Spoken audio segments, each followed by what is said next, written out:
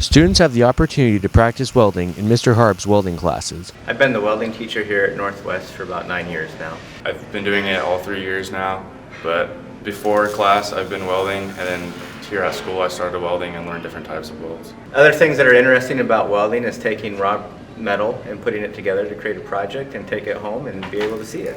The things that we teach the students in welding class are how to be safe and then how to weld 4 different types of welds. So oxyacetylene, arc, wire, and TIG.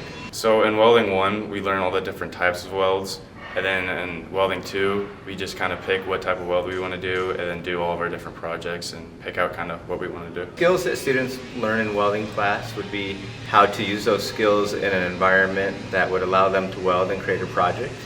And last but not least, to be creative in what they're doing. First of all, we all have our different projects we're doing.